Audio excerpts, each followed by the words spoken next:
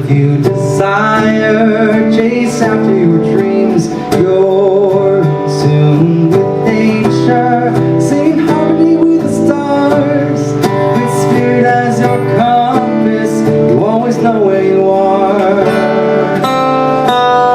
Your smile is the medicine that can heal the heart. Your tears have shown me what it means to truly be strong. Your love is like the comfort of your mother's loving arms. Your life is a melody, and I'm singing along.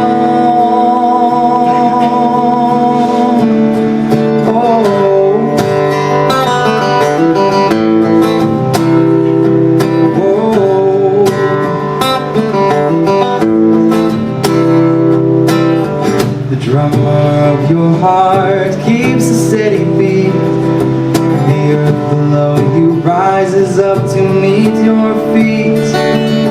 Stand up against injustice when no one else will speak. You can change the world when you take the lead. Your smile is the medicine that can heal a broken heart. Your tears have shown me what it means to truly be strong. Your love is like the comfort of a mother's loving arms. Your life is a melody, and I'm singing along.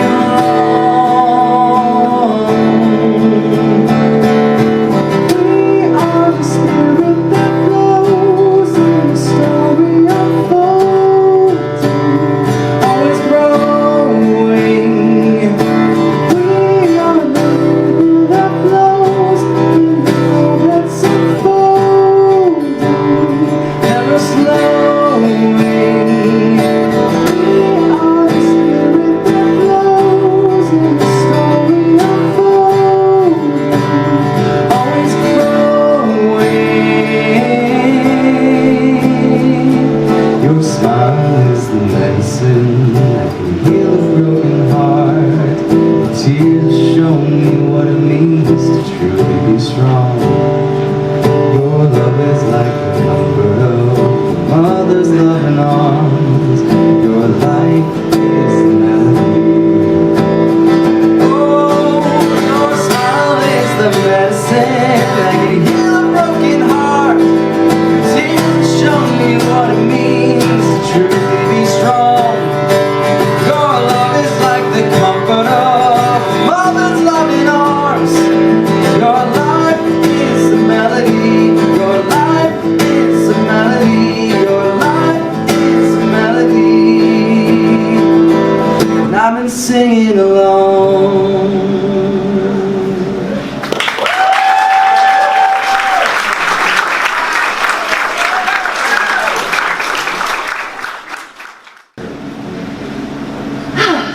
Okay. So this week, I found myself on Friday. I was supposed to have what should have been a routine medical screening, but this is me. So of course there was nothing routine about it. But I found myself in preparation for this. Of course, my mind is going 1,000 miles an hour, and I'm sitting in a little bay, and it's cold, and having to wear that hospital gown. And I felt afraid and alone, even though there was all this buzz in the room outside of me. And then I realized where I was. They were pumping in music. Well, that's a really great idea. So I started to tap into the music, and I realized that the song that was playing is a song by Blessed Union of Souls called I Believe. And these were the words that were playing. Open up your mind, and then open up your heart. And you will see that you and me aren't very far apart. Because I believe that love is the answer. I believe that love will find the way. And that gave me, just leaning into that, the peace that I needed to surrender, as I do not like to be under sedation because I'm not in control of my faculties. Like, what am I going to say? What am I going to do? I don't know. And what's going to happen? But truly just leaning into that knowing that love will always find the way gave me that sense of peace that I needed. And that was affirmed for me this morning on my way to the grocery store, as there was a turtle in the road. And so I pulled my car over, like, I'm going to help this turtle. So I'm standing in the road, and it wasn't a regular box turtle. I knew that. I found out later what it was. But something told me, like, don't put your hands on this turtle. It did not shrink back into its shell. It was dead on looking me in the eyes. And I was like, and it was a different looking turtle. Turns out it was a snapping turtle. So I'm glad I did not put my hands on the turtle. But as I'm standing in the road, another driver comes up and I'm in the road. And she's like, what are you doing? I'm like, there's a turtle. She's like, oh, okay. And then she goes around me and she goes and she's going into the grocery store. And I just give the turtle like a little nudge with my foot, and then he found his way, or she, I don't know, found his way over up onto the sidewalk and into the grass. And so I go into the grocery store, and I pass the lady in the aisle, and she's like, you saved the turtle. I was like, no, I didn't. The turtle saved himself. And she's like, yeah, but like you created the path for him to do that. I said, no, I didn't. Love did. Love found the way. Because love will always find the way. And we'll take that into a time of prayer. Holy Heart of the universe, may we come into this time and space with an open heart and an open mind. May we lean into the love that we are, seeing that that is our true self, that our bodies are merely our bodies, and that what we truly are is so much more.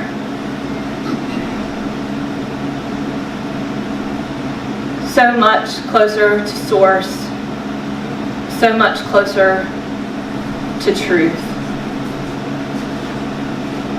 and that we are all one within this. And in the words of William Blake, awake, awake, O sleeper of the land of shadows. Wake and expand.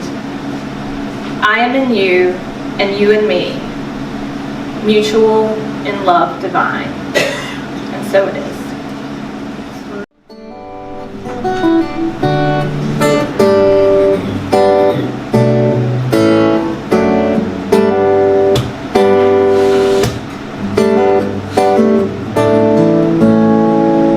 It's okay to live just like a little kid, shoes untied and ropes to scale. Gonna take flight or gonna trip right at the stars. No dream is too far. Rocket right into the dark with just a spark. I am lovable, I'm already full, I am. Hold me in your arms, lift me higher. I am able, forever grateful, I am. Fill me with your light, so I'll shine brighter. It's okay to hope, remember that you're not alone. Your heart is knocking at your door to take you home. You are all okay,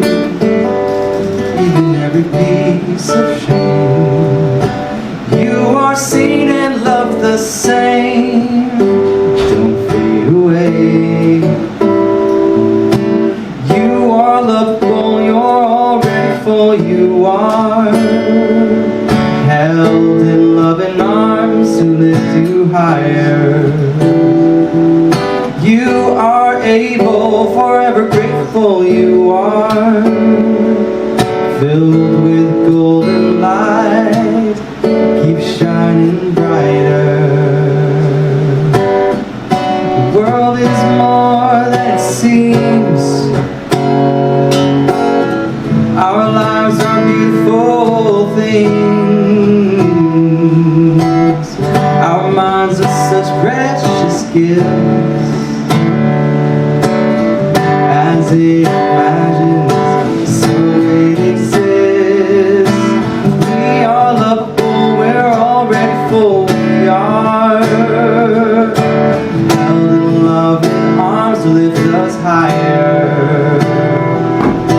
We are able, forever grateful. We are filled with golden light, keep shining brighter. We are everything, we're joy and laughter. We were made to fly, keep soaring higher.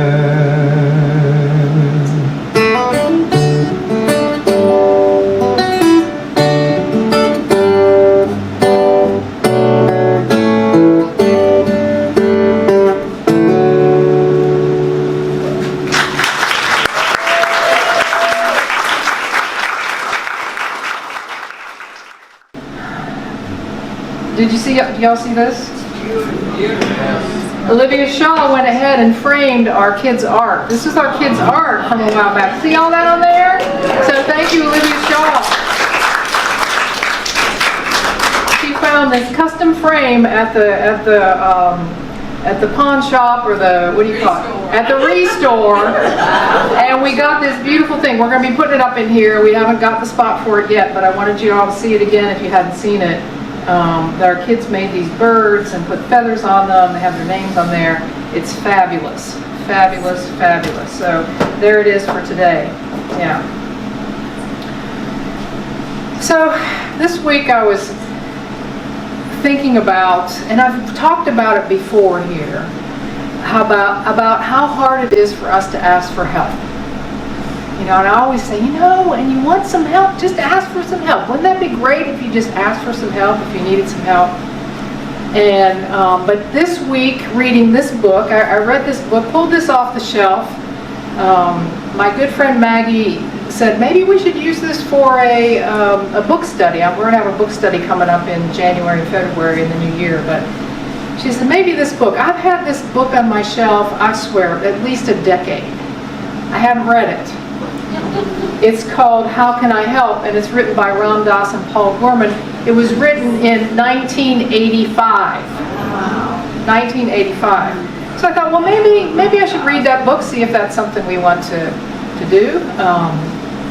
And I got all the way, you know how slow I read, I got all the way to chapter 2 this week, which is on page 18 in this book. And there's an interesting perspective on helping that hit me square in the face. And so today I want to read some stories from this book. Has anybody read this book? If you have, yeah, okay, good. Because it was new to me, and now it'll be new to you, and you'll get to hear these stories for the first time. And he talks in this chapter, he said, all of us seem to be born into the experience of separateness. In infancy, we come to distinguish between ourselves and another. And as we develop, we arrive at or devise this complex group of ideas of who we are. It's called the ego. And he says we have many roles to play in the course of a single day. So this is the basis. He says, we have our professional identity. Maybe we're going to work, or maybe we have a volunteer position. We have that identity. And then when we get home, we're a wife, or a mother, or a parent. Then we turn on the news, God forbid, and we're a liberal, or a conservative, or we wear an independent hat, whatever that is. And then the phone rings, and it's our mother, and then we're the child. Okay, we have all these things. And he says hundreds of times a day we shift costumes to fit the appropriate roles that we play. You know, when you think about it, it's true, isn't it? Yeah. This is the life of the separate self, moving through the world of the other. You see, it's easy then for us, is what they're saying, is it's easy for us then to separate ourselves from the other people. I'm the one that goes to work. You know, I'm the mother that takes care of this. I'm the breadwinner. I'm the one that does, I do the grocery shopping. All those ways that we subconsciously even think of ourselves, we think that I'm separate. I'm separate, and we have all that evidence of that. Yet it is only fair to say that the quality of our helping, because the name of this book is How Can I Help, suffers from the hold we have on our sense of separateness. And I never thought about it this way. I'll say it again. It's only fair to say that the quality of our helping sometimes suffers from the hold our sense of separateness has on us. You think about it. Well, I'm the one that's helping. You're the one that needs the help. I have the money. You need the money. You see that? We create separateness. And that is maybe not what compassion is. Maybe that's not really helping. So I want to read the story that really speaks to this. This is the story that they share in this book. And this man says, I've been chronically ill for 12 years. Stroke, paralysis, that's what I'm dealing with now. I've gone to rehab program after rehab program. I may be one of the most rehabilitated people on the face of the earth. I should be president. 1985.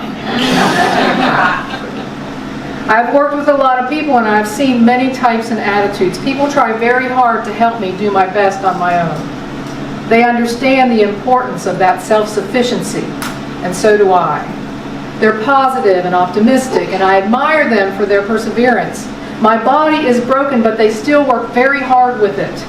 They're very dedicated, and I have nothing but respect for them. But I must say this. I have never, ever met someone who sees me as whole. Can you understand this? Can you? No one sees me and helps me see myself as being complete as I am. No one really sees how that's true at the deepest level. Everything else is band-aids, you know? Now I understand that this is what I've got to see for myself, my own wholeness. But when you're talking about what really hurts and about what I'm really not getting from those who are trying to help me, that's it. That feeling of not being seen as whole.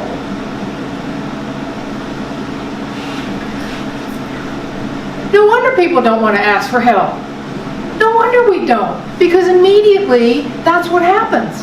We ask for help and somebody's looking at us if they need to fix us. If they need to do something that we can't do for ourselves. That we are somehow out here, down these 2 steps, and we're here to rescue the day.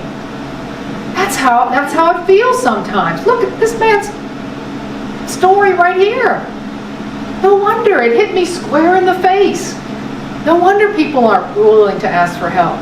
Because that's what our sense means to them. That's what they feel from us. We don't see them as whole. We see them as broken. We see their body is broken. Their mind is gone. We see that, and that's not a good feeling. Who wants to feel that? Who wants to feel that? No. No.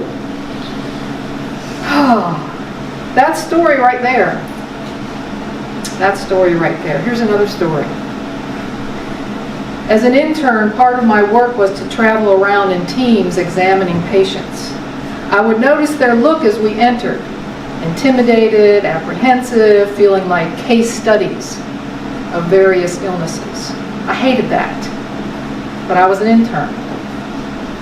I remember one guy distinctively, however, who was altogether different. I think this guy changed my life. He was a black man in his 60s, very cute, very mischievous, and very sick. What brought us repeatedly to him was the utter complexity of his illness, condition on top of condition, and the mystery of why in the world he was still alive. It was so strange. We were visiting not to find out what was wrong with him, but why he was still here at all. I had the feeling he could see right through us. He'd say, "Hey boys," when we'd come in, the way you might when a gang of 10-year-olds come barging into a house for a snack in the middle of an intense game outside. "Hey boys." He was so pleased and so amused. It made some people nervous. I was intrigued. But for some weeks I never had a chance to be alone with him.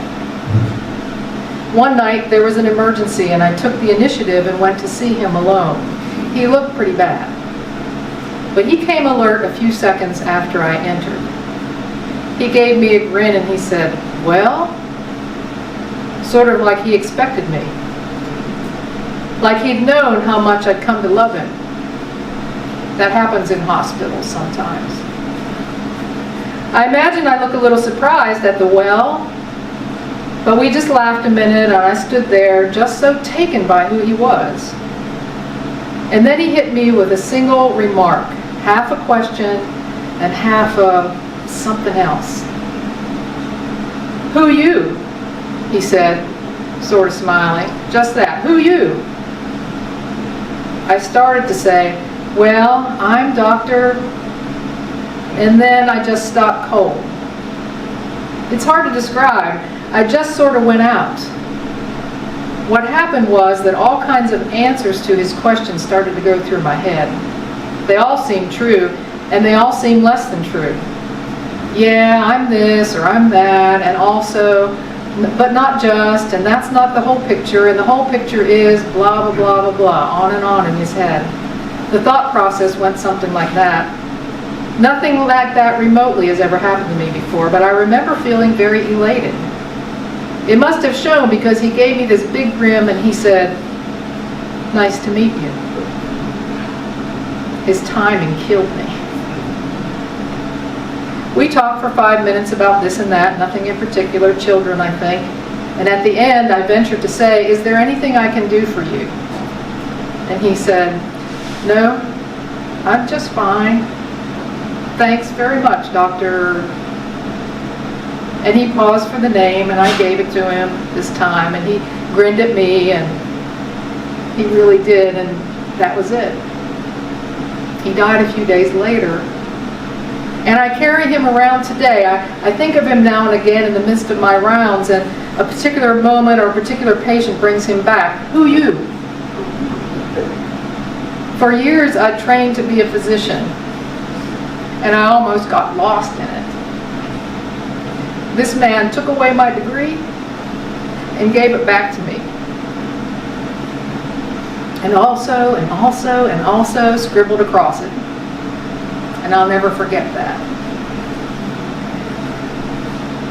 When we stay stuck in our separateness, we can't make this connection. How can I help? How can I help a man who's dying? How can I help? How can I get out of the labels that I give myself? The one that changes the bedpan, the one that can't meet anybody's eyes, who hide behind these labels that we have because we're separate.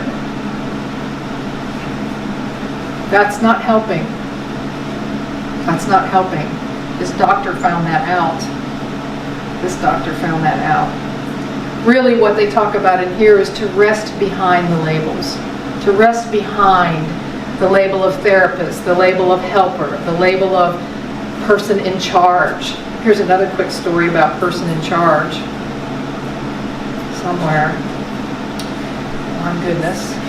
Now I'm losing it.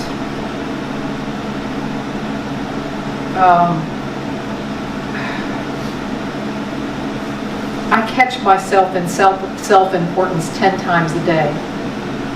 Check that 5. Well, maybe once. It's appalling anyway. Of course, whoever I'm with has probably been seeing all this self-importance in me for hours before I ever notice it.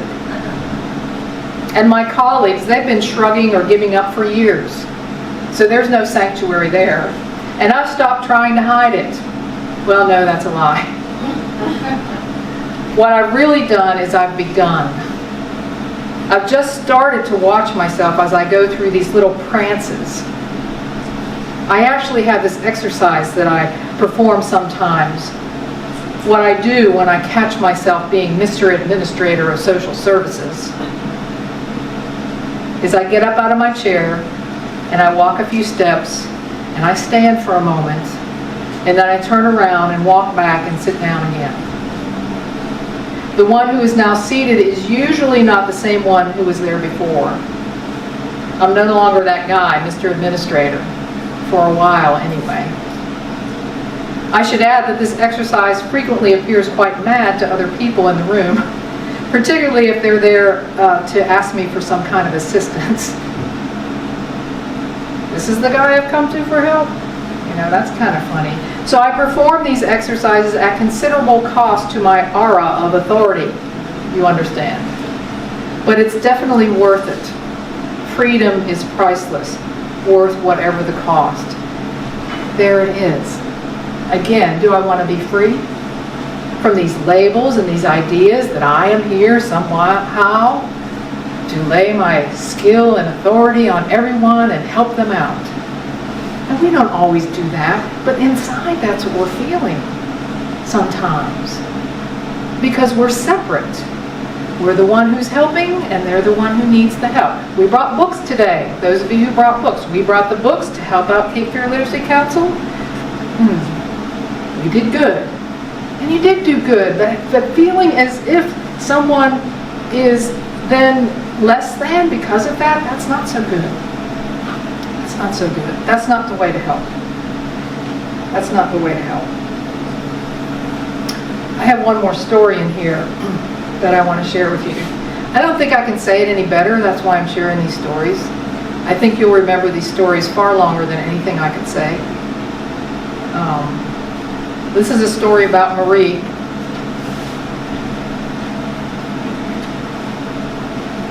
Family Services is the name of our department. People come in, I direct them to the appropriate office. Food, shelter, child protection, welfare, legal services, your basics. My job is to get a sense of who someone is and then find the right place for them. Not simple. For a long time I found this an uncomfortable assignment. I don't like sizing up someone according to their problem.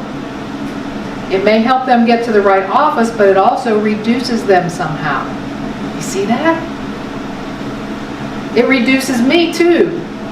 I'll find myself resisting this way of going about things, but I had an experience which changed my way of thinking about it. There was a woman who was living on the street, one I used to pass by on my way to the bus. She was homeless, alcoholic. Later it developed that she had a cancer diagnosis, and for some reason I decided to take up with her. I liked her smile. Enough, by the way, Nate sang about smile as well. You look at me like I'm nuts. I liked her smile. Enough of sending everyone elsewhere. I knew the whole maze of social services. I'd take care of her myself. Clinics, shelters, Medicare, whatever. I guess I wanted to know that you could help one person in your life. She was very uncomplaining. Her name was, she was very uncomplaining. She was willing and even funny about it. I guess her name wasn't Marie. Her name was Viola. This is Marie talking. Well, Marie, she'd say, what are you going to do for me today? Oh, the scenes we went through. They called me once from the women's shelter. Somehow she brought in 3 pints of Seagram 7 that night, and a group had gotten drunk. Well, that was against the rules, and I had to take her out. You told me you were going to be good, I said. You were warm in there. She said, well, we got warmer. Or I'd set her up once with a counselor, and after a while he'd call and say, look, she shows up irregularly, and she always wants to argue with me when she does. What's she here for? And I'd tell her, and she'd say, sure, I love to argue with these people. He wants to talk about my childhood all the time, but he doesn't even remember what childhood was like himself. And that I'd have to laugh. She was so insightful and honest, and I really did love her, that one. I really did. But the problem went on for months. Nothing seemed to work out. She kept going back on the street, drinking, getting sicker, all the rest. The more helpless I felt, the more I just loved her. What else could I do? And I'd try again. Look, Viola, I'd say. And she would say, look where, Marie? It'd become a kind of joke between us. Look where? She moved to a park near my house, and there she started to really go downhill. One evening, I went to see her, and she was sitting under a tree. She looked awful. I had this powerful feeling that she was getting very close to death. So I went through everything with her one more time. Her drinking, her health, her eating, her shelter. She could come to live with me. I'd reached that point of willingness. She just listened. And finally she said, you know, dear, there's nothing you can do for me anymore. And I saw that she was right. I just saw that. And I heaved this big sigh, and I just let go. And then it started raining lightly, and I said finally, well, it's getting late and wet. Shall we go get some coffee? Still trying. You go, Marie. I'll be all right here. I said, yeah, well, I'll see you later. But it felt to both of us like I wouldn't. I went to the bus and I was crying. I just felt brokenhearted. I felt there was something else, but I didn't know what. And then this thought just came to me, that she was out there alone. Just that. So I got off and took another bus back and went to the park with a newspaper over my head looking funny. And she was under that tree. And she looked up at me. And I sat down. And she said, what are you doing here? And I said, nothing really. I just felt like being with you a little bit more. And she said, okay. So we sat in the rain. There we were. It was relatively dry because there was this big sycamore tree. And I told her about how my father taught me to identify trees by their bark, and how I loved trees and nature and felt happiest there. And she told me about the desert because she used to live in Arizona. And her favorite place was the desert. It was so peaceful there. And so we watched the rain. And we watched how the squirrels ran around and the last few people scurrying out. We watched how the park looked with no one in it. Some birds, a stray dog, some mist beginning to appear, and I finally felt at peace. And we were both at peace. And we stayed silent for a long time. And that's when I felt her love. She walked me to the bus. She said, thanks. I said, for what? She said, for nothing. We laughed. You've been very good to me, she added. We were teary. We hugged. And then I got on the bus. And we waved goodbye, and I never saw her again. And I always loved her. How can I help?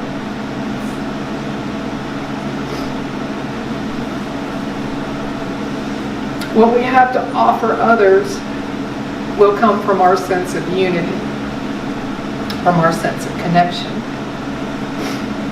That's where it comes from. Not from the clinic or anywhere else that we're taking ourselves. We think helping is about fixing. It's not about fixing. It's not about fixing. Does fixing happen sometimes? Yes, but that's not helping. That's not what helping is. People are not really in need of help. They're in need of being seen and valued. being seen as whole, exactly as they are. You know what a gift that is? To see someone who is totally broken and to see them as whole, that is a help beyond help.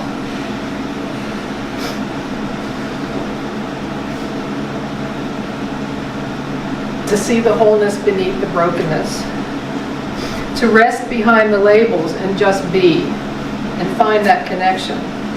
And as Megan said, and as I'll repeat, to just let love lead the way. Let love do the work. That's helping. You know, when Jesus said, whatever you do to the least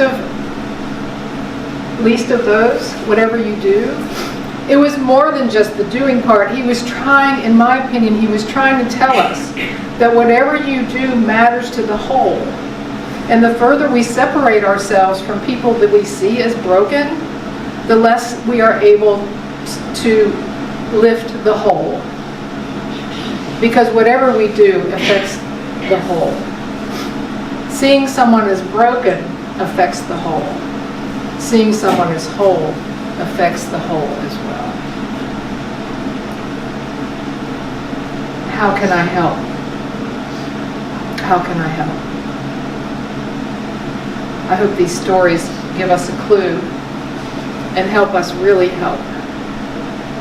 And also help us be brave enough to ask for help, knowing that it's possible that even in our brokenness that someone will see us as whole, that someone will not see us the way our body looks or the way our mind is, but will see the essence of us. And I want to believe that. So let's take a moment and go into meditation to sit with this idea of what it means to help. Take a deep breath in again and let the wisdom in these stories speak to us.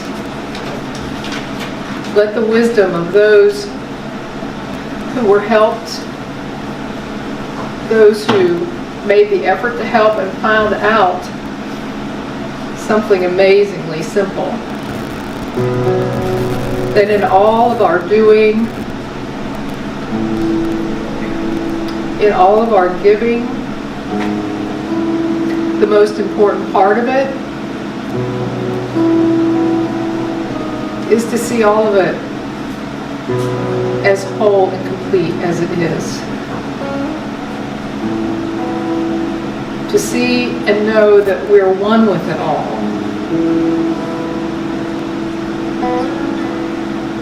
We are simply lifting each other up a little higher. Let's just sit for a few moments in meditation.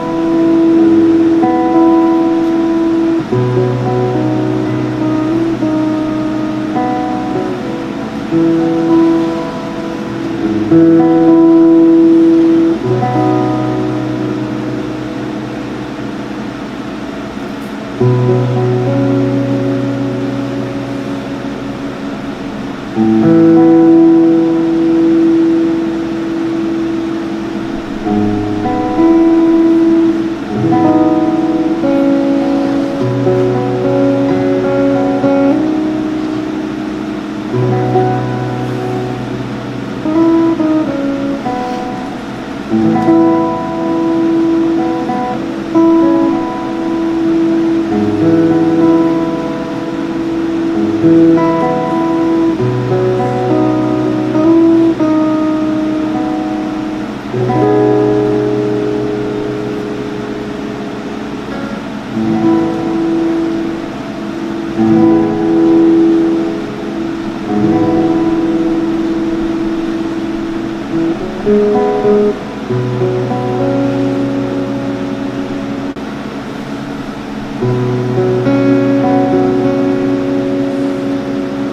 close with this poem from John Donne. You've heard it before. No man is an island, entire of itself. Every man is a piece of the continent, a part of the main. If a clod be washed away by the sea, Europe is the less, as well if a promontory were, as well as if a manor of thy friends or of thine own were.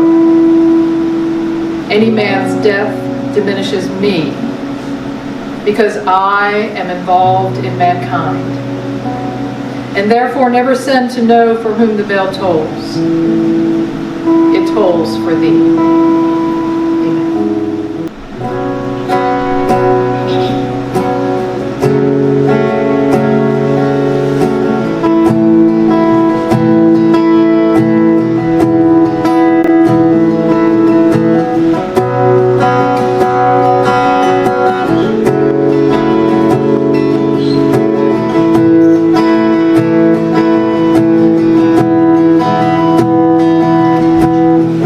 Stay the course of the path is hard to see, overgrown with vines and weeds, don't know where it leads.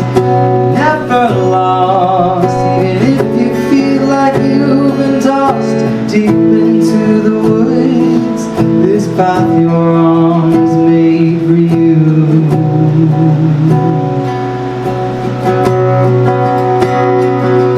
To grow, you're gonna stretch yourself, might hurt like hell to be as big as you are. And I know you feel like a mess sometimes, promise you'll be alright. Even when things get hard, you're exactly where you need to be.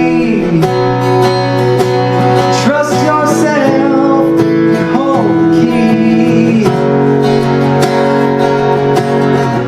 Stay the course, the path is hard to see, overgrown with vines and weeds, don't know where it leads. You're never lost, even if you feel like you've been tossed deep into the woods. This path you're on was made for you.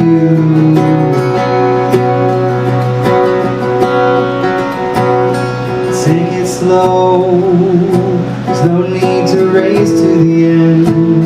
Got your family and friends walking by your side, and be sure to say I love you, 'cause our paths may end too soon. Be thankful for this time, you're exactly where you need to be. Trust yourself, to you I see. Yeah. Stay the course, though the path is hard to see, overgrown with vines and weeds, don't know where it leads. Never lost, even if you feel like you've been tossed deep into the woods. This path you're on was made for you.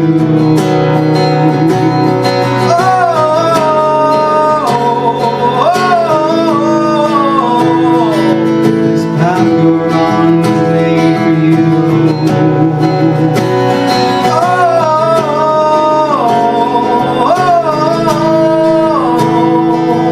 This path you're on was made for you.